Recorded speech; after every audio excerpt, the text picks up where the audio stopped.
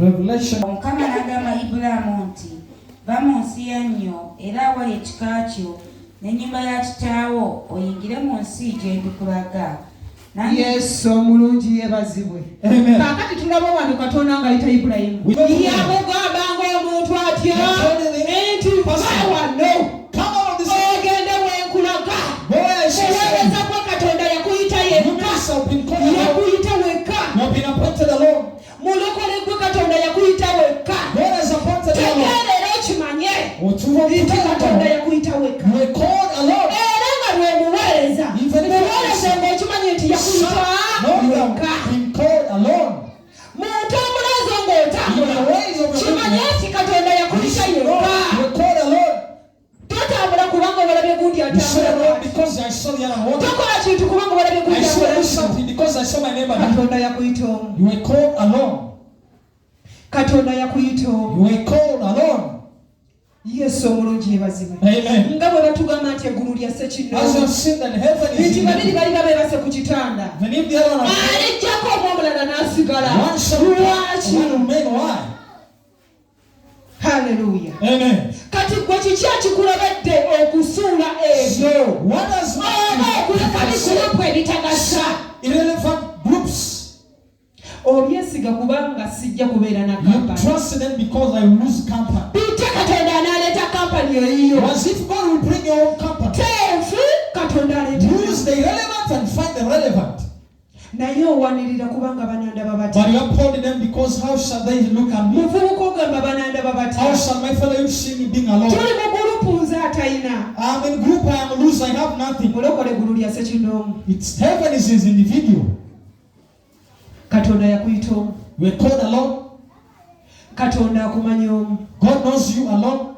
Kati kyekiseera omutegere nga gwe Ssekinnoomu. It's time to understand God personally. Bw'onaamutegera nga Ssekinnoomu. If you have to understand it personally, waliwo ebintu ebimu ebitajja sobola kuwangula. there are some things that will not be able to overcome you. Yesu omulungi yeebazibwe. Amen. Ebimu nga Katonda asobola n'okubikubikulira nga tebinnaba. Yet some God can reveal them to you before they happen. Ebo bwe baamuwulira nga bazza ne information bamanyi baleese empya. Because as though this one was told something bamanyi else. egenda mukankanya bamanyi They egenda told them had come with a strange information. yawunzika abagamba. And he ended up saying, kituufu. I know. Nange mmanyi. I know it, please. Thank you. Yesu omulungi yeebazibwe. Amen. Lwaki? Why?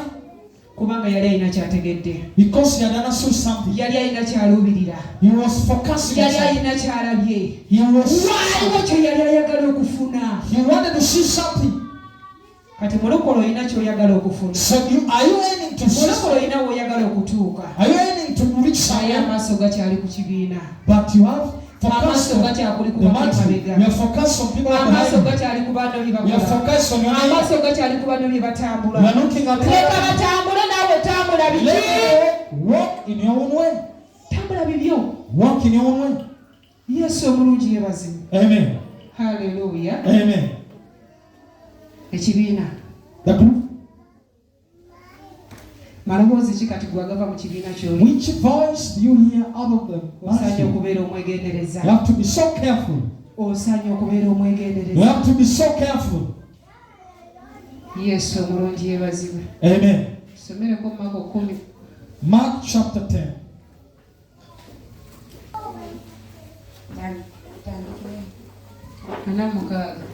Marko 10:46.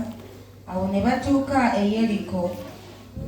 Bwe yava mu Yeriko n'abayigiriza be n'ekibiina kinene, omwana wa Batimayo, omusabi omuzibe w'amaaso, yali atudde ku mabbali g'ekkubo. Awo bwe yawulira nga Yesu Omunnazaaleesi ye wuyo, n'atambula okwogera waggulu n'okugamba nti, Omwana wa Dawudi, Yesu, onsaasire. Bantu ne bamuboggolera okusirika, naye ne yeeyongera nnyo okwogera waggulu nti, Omwana wa Dawudi, onsaasire. Yesu omulungi yeebazibwe. Amen. Ekibiina. The group. Ekizibu kye. This one had his own problem. Mulokole olina ekizibu kyo. You have your own challenges. Mulokole olina embeera gy'oyitamu. You are going through some Naye circumstances. ate gwe amaaso otunuulidde omuntu While you're focusing on someone who can't help.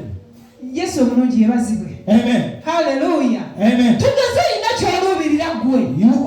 sustain a mission. Naye ate amaaso ogatadde ku muntu atalina kyaluubirira. I'm looking at someone who has no focus. Bayibuli etugambye The Bible says nti omusajja ono we yali waliwo ekigurupu ky'abantu. this man was in the crowd. Waliwo ekibiina ky'abantu. There was a multitude of people there. Naye ng'abantu abatuddewo But people were there. endowooza They tebazifaanaganya. have different thoughts. Enjogera tebazifaanaganya. Ebiruubirirwa And they tebabifaanaganya. have different interests. Bali byabwe. They were in their own ways. Haleluya. Amen. Ekinsanyusa ku musajja ono kyali What pleases me about this man? teyaganya kibiina kumusaanikira.